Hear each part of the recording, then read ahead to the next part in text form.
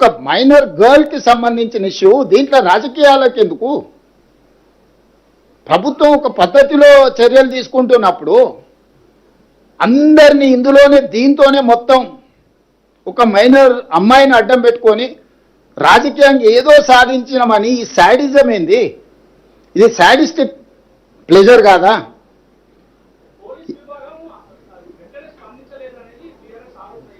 నేను అదేనా చెప్పేది, వాళ్ళ గురించే ఇప్పటి దగ్గర చెప్పింది. శాడిస్ట్ అని నేను చెప్తుంటే మళ్ళీ నువ్వు ఇంకా కొత్తది అడుగుతావేంది?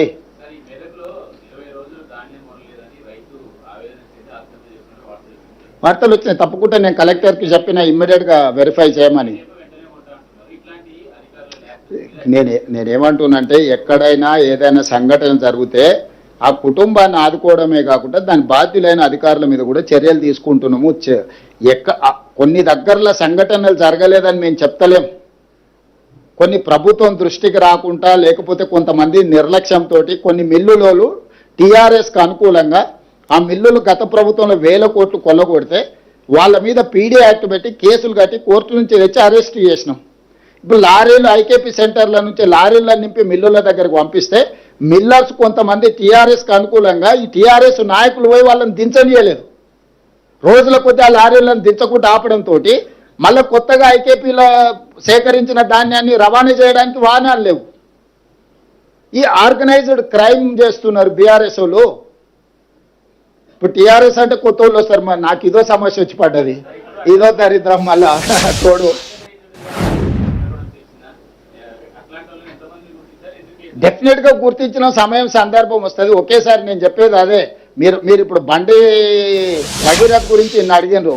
కేటీఆర్ బావమార్తి ఫామ్ హౌస్లో డైరెక్ట్గా డ్రగ్స్ తీసుకొని దొరికితే ఎందుకో కేటీఆర్ మా బావమార్తిని ఒంగబెట్టి పిల్లలు వెళ్ళగొట్టండి పోలీస్ స్టేషన్లో పోయి కోదండం ఎక్కించండి అని ఎందుకో చెప్పలేదు.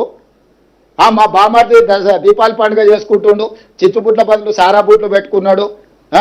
మా బావమార్తి బతిపూల బదులు గంజాయి పూలు లేకపోతే కొకేన్ పెట్టుకున్నాడు.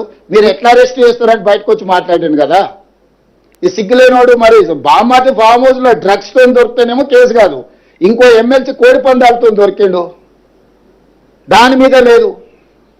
ఇవాళ నేను చెప్తున్నా అధికారికంగా, దుబాయ్లో చనిపోయిన కేటీఆర్ మిత్రుడు ఆర్థిక లావాదేవీలు వాళ్ళ ఎమ్మెల్యే ఎక్స్ఎమ్మెల్యే వాళ్ళ ఫామ్ హౌస్లో డ్రగ్స్తోని పోలీసుల మీద కాల్పులు చేసి దొరికిండు.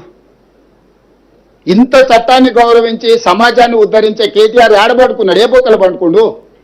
ఎందుకో పార్టీల నుంచి సస్పెండ్ చేయలేదు వాళ్ళను. అసలు ఎంత సిగ్గులేని తనం, బర్తగించిన తనం. ఇంతకంటే సిగ్గు తప్పినోడు ఎవడన్నా ఉంటాడా? మరీ సిగ్గు లేకుండా మాట్లాడిందా? నిన్నదాకా మనం ఆయన బెయిల్ వచ్చింది, ఫామ్ హౌస్లో డ్రగ్స్తో దొరికి పోలీసుల మీద కాల్పులు జరిపినోడు వాళ్ళ పార్టీ కనీసం ఆయన నోటీస్ ఇవ్వలేదు, ఆయన పార్టీల నుంచి సస్పెండ్ చేయలేదు. ప్రత్యక్షంగా పార్టీ ఉన్నోడు రెడ్ హ్యాండెడ్గా దొరికితే దాని గురించి మాట్లాడాడు. అతను ఆయనకు అమాయకుల్లాగా కనిపిస్తాడు, జాతిరత్నంలాగా కనిపిస్తాడు. ఈయనకు యువతల పిల్లల్ని చట్ట ప్రకారము పకడ్బందీగా చర్యలు తీసుకున్నాం. మేము కేటీఆర్ బావమార్తి ఫామ్ హౌస్లో డ్రగ్స్ దొరికినా నోటీస్ ఇచ్చినాం, పోలీస్ స్టేషన్కి వచ్చి విచారణను ఎదుర్కోమని. ఈరోజు ఫోక్సో కేసులో విచారణ ఎదుర్కొంటున్న బండి భగీరథ్ కూడా ఇంటికి వెళ్ళి పోలీసులు నోటీస్ ఇచ్చిండ్రు. వాళ్ళు కొంత సమయం